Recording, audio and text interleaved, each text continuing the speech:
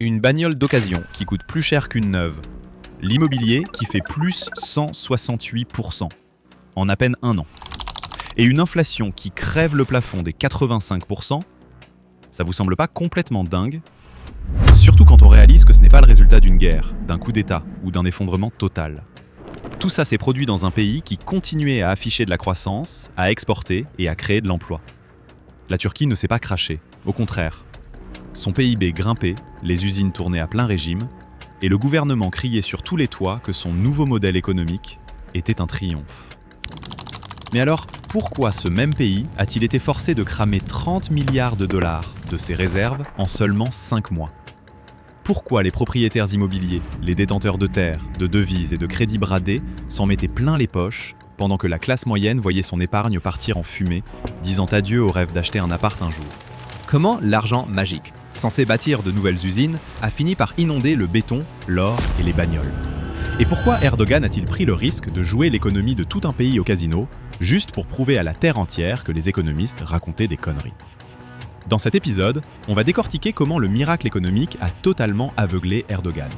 Comment ça l'a poussé à tenter l'une des expériences macroéconomiques les plus culottées de notre époque. Prenez un café, installez-vous confortablement, on y va. Pour piger, d'où vient cette confiance aveugle, cette certitude absolue d'être plus malin que les banquiers occidentaux, les prix Nobel et tous les manuels de macroéconomie réunis? Il faut remonter le temps. À l'époque où le mot Turquie ne rimait pas avec inflation et panique pour les investisseurs, mais avec un véritable miracle économique. Début des années 2000, Erdogan vient d'arriver au pouvoir et récupère un pays en ruine. En 2001, l'économie turque a subi un crash d'une violence inouïe. L'inflation explosait les 70%, les banques sautaient les unes après les autres et la livre turque était en chute libre. Et c'est là que la magie opère. L'AKP, le parti d'Erdogan, entre en scène. Pendant les 10 années qui suivent, le pays décolle littéralement. Matez ce graphique. Le PIB nominal du pays est multiplié par 3 en 6 ans. L'inflation retombe à un seul chiffre. Istanbul se transforme en un chantier titanesque. Des gratte-ciel, de nouveaux aéroports, des autoroutes à gogo. Les gens, qui comptaient le moindre centime peu de temps avant, se mettent à acheter des voitures, de l'électroménager, des apparts. Pour la première fois, des millions de Turcs ont senti que leurs gamins auraient une vie meilleure que la leur. Les capitaux occidentaux coulaient à flot. Pour les lecteurs lambda, l'équation était simplissime. Avant Erdogan, la crise. Après Erdogan, la croissance. D'habitude, les réformes économiques, c'est des centaines de décisions chiantes prises par plein de technocrates différents sur des années. Mais la mémoire collective déteste les trucs compliqués. Elle veut un héros. Et ce héros, c'était Erdogan. Ce succès fulgurant lui est monté à la tête. Il s'est persuadé que toute cette fête, c'était uniquement grâce à lui. Sa vision de génie, son flair instinctif. Sauf que la réalité était bien différente. Ce miracle turc avait 2 co-auteurs de l'ombre et c'était beaucoup moins romantique. Déjà, on lui avait mâché le travail avant même qu'il ne débarque. Le ministre de l'économie, Kemal Derviş, sous la pression du FMI, avait fait passer des réformes brutales. Ils ont nettoyé le secteur bancaire, serré la ceinture du pays et surtout, ils ont rendu la banque centrale institutionnellement indépendante. Pendant les premières années du mandat d'Erdogan, l'économie était pilotée par des mecs rigides et monotones, comme Ali Baba Khan. En gros, ils empêchaient juste les politiciens de toucher à la planche à billets. Ensuite, il y a eu un énorme coup de bol. Après la crise de 2008, les États-Unis et l'Europe ont inondé les marchés de cash. Les investisseurs se baladaient avec des valises pleines de dollars, cherchant désespérément où les placer. Avec sa population en pleine croissance, la Turquie était la cible parfaite. L'argent étranger a littéralement noyé le pays sous les crédits. Mais Erdogan, lui, a cru à son propre mythe. Il a oublié un détail crucial. Sa sagesse économique des débuts, c'était juste un talent politique très rare, celui de ne pas gêner les gens qui savent ce qu'ils font. Alors, quand les économistes ont commencé à suggérer doucement que la teuf touchait à sa fin et qu'il serait temps de monter les taux directeurs pour calmer une économie en surchauffe, il n'a pas pris ça pour un conseil. Il a vu ça comme une agression, comme une tentative des institutions occidentales de lui passer les menottes. C'est exactement à ce moment-là que cette fameuse idée a germé dans son crâne. L'idée que la macroéconomie, de base, n'est qu'une vaste arnaque. C'est là que naît une théorie à faire des arrêts cardiaques à n'importe quel prof d'éco. Le président turc commence à crier sur tous les toits que les taux d'intérêt sont la mère et le père de tous les maux. Pour capter le niveau de déni de cette dinguerie, il suffit de se rappeler la règle d'or des marchés. Quand les prix flambent, les banques centrales montent les taux. Le crédit coûte plus cher, la demande se calme, les gens épargnent plus et dépensent moins, en bref, la hausse des prix freine. C'est un remède de cheval, mais il fonctionne. Pourtant, Erdogan décide d'adopter le dogme strictement inverse. Tout simplement parce qu'il avait sa vision. Mais analyser cette stratégie uniquement sous le prisme de l'économie, c'est se planter royalement. En fait, c'était un cocktail de 3 motivations hyper puissantes. La première, la religion. L'islam interdit la riba, l'usure. Pour son électorat conservateur, les intérêts bancaires ne sont pas un outil financier, mais un péché capital. En déclarant la guerre aux taux, le président montrait qu'il purifiait le pays d'un système immoral. La deuxième, la politique et le béton. Tout le pouvoir tenait sur des chantiers pharaoniques, ponts, aéroports, quartiers entiers. Le crédit pas cher, c'était le carburant de ce moteur.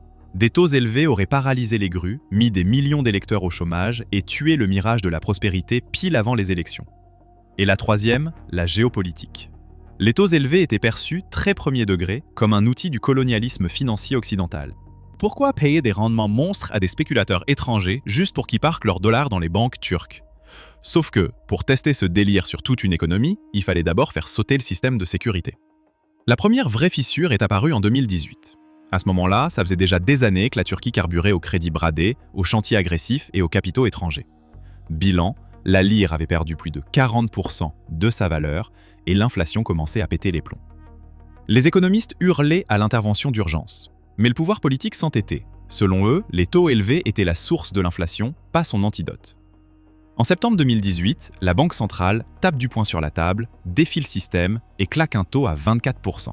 La lire se stabilise in extremis.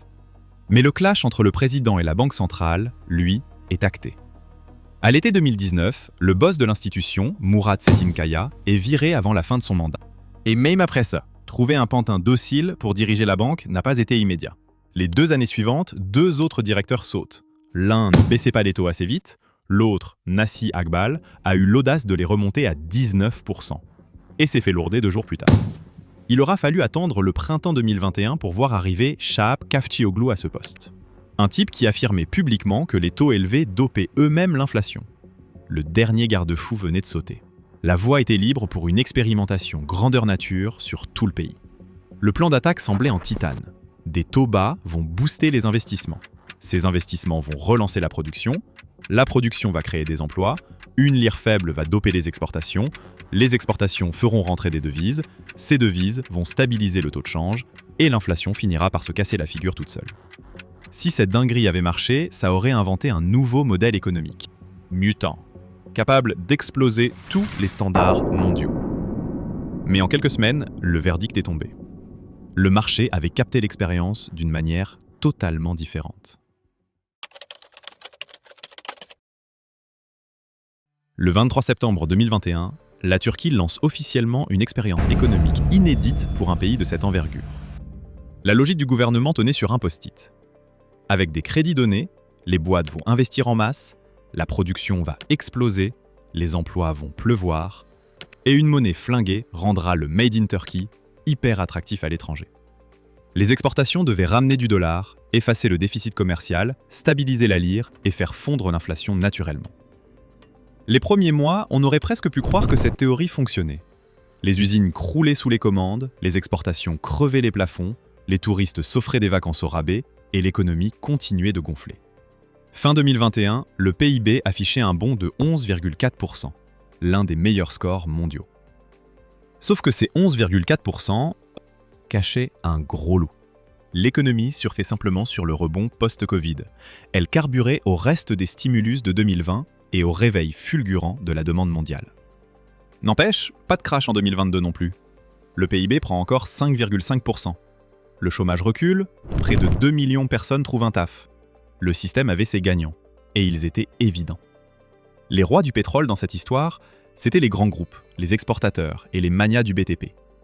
Ils pompaient du crédit à des taux ridicules, raflaient des actifs, construisaient des complexes immobiliers et les revendaient à des prix délirants.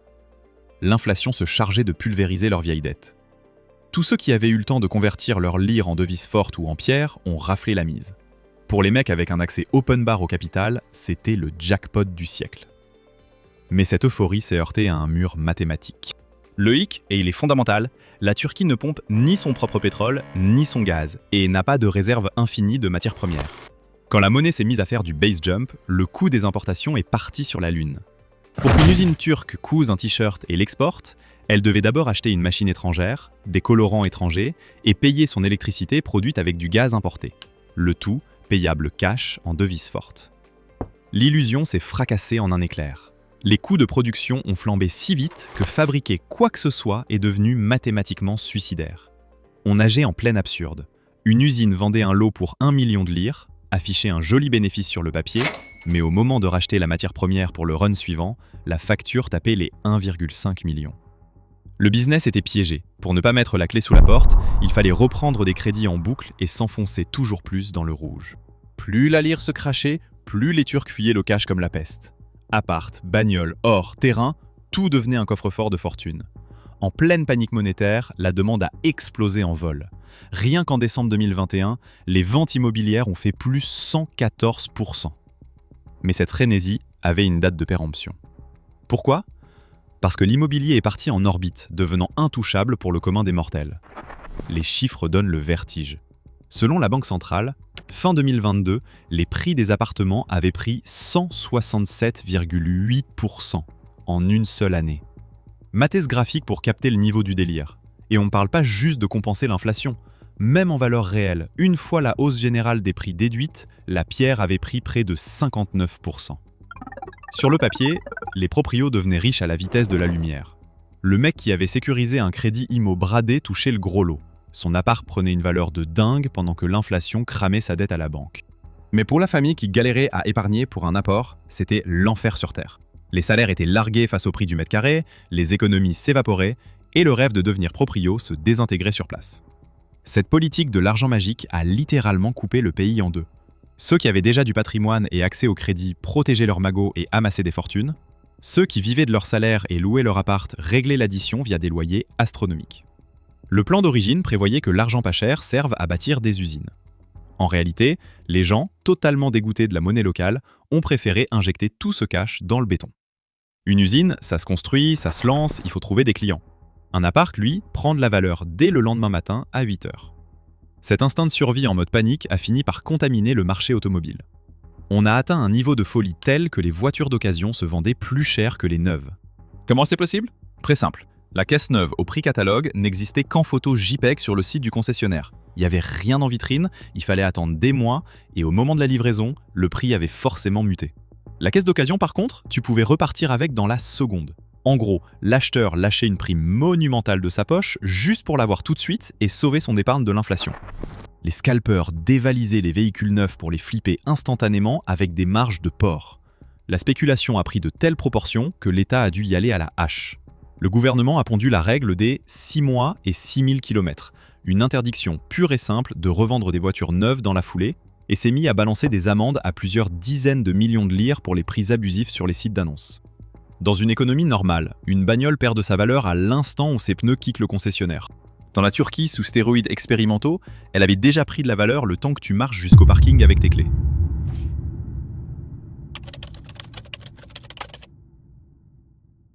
L'économie turque était devenue un asile de fous. D'un côté, la banque centrale baissait les taux, forçant la population et le business à se jeter sur le dollar. De l'autre, elle cramait ses propres réserves de dollars pour tenter d'enrayer la chute de la monnaie qu'elle avait elle-même provoquée. Rien qu'en décembre 2021, les interventions officielles ont englouti plus de 7 milliards de dollars. À l'approche des élections de 2023, le pouvoir a carbonisé ses devises à une vitesse affolante pour maintenir le taux de change. En à peine 5 mois, les réserves ont fondu d'environ 30 milliards de dollars. En mai, les réserves nettes de devises sont passées dans le rouge pour la première fois depuis 2002. Bien sûr, physiquement, le dernier billet vert n'a pas disparu de Turquie. Mais le cheat code, ce matelas de sécurité qui permettait de financer en boucle la stabilité artificielle de la lire, s'était volatilisé. Erdogan a tenu son pari exactement jusqu'aux urnes. Remonter les taux avant le vote aurait rendu le crédit hors de prix, gelé le BTP, fracassé la consommation et tué la croissance juste avant d'aller glisser le bulletin. Mais une fois réélu, continuer sur cette ligne devenait plus suicidaire que de l'enterrer en douce.